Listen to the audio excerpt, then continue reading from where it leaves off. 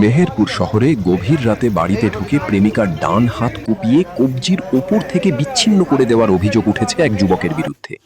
মেয়েকে বাঁচাতে এগিয়ে এলে প্রেমিকার বাবা ও মাকেও কুপিয়ে আহত করে পালিয়ে যায় অভিযুক্ত।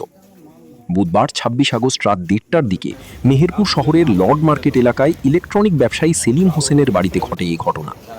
আহতরা হলেন ইলেকট্রনিক ব্যবসায়ী সেলিম হোসেন, তার স্ত্রী রেবেকা খাতুন এবং তাদের মেয়ে স্মৃতি আক্তার। গুরুতর আহত অবস্থায় তিনজনকে প্রথমে মেহেরপুর জেনারেল হাসপাতালে নেওয়া হয়।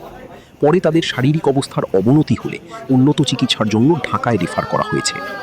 পুলিশ ও স্থানীয় সূত্রে জানা গেছে, বুধবার রাত ১:৩০টার দিকে সায়ন নামে ওই যুবক সেলিম হোসেনের বাড়িতে প্রবেশ করে। এরপর তার মেয়ে স্মৃতি আক্তারের উপর ধারালো অস্ত্র নিয়ে হামলা চালায়।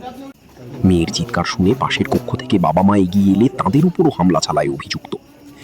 হামলার পর দ্রুত ঘটনাস্থল থেকে পালিয়ে যায় ওই যুবক। পরে স্থানীয়রা আহত তিনজনকে উদ্ধার করে হাসপাতালে নিয়ে যান। খবর পেয়ে মেহেরপুর সদর থানা পুলিশের একাধিক দল ঘটনাস্থলে পৌঁছে অভিযুক্তকে গ্রেফতারে অভিযান শুরু করেছে পুলিশ। মেহেরপুর সদর থানার অফিসার ইনচার্জ হুমায়ুন কবির ঘটনার সত্যতা নিশ্চিত করে জানিয়েছেন, অভিযুক্ত সায়নকে গ্রেফতারে পুলিশের অভিযান চলছে। এদিকে ভয়াবহ এই হামলার ঘটনায় এলাকায় চাঞ্চল্যের সৃষ্টি হয়েছে। অভিযুক্তকে দ্রুত গ্রেফতার করে ঘটনার প্রকৃত কারণ উদ্ঘাটন এবং আইনগত ব্যবস্থা নেবার দাবি জানিয়েছেন স্থানীয়রা। সুমন ভাই।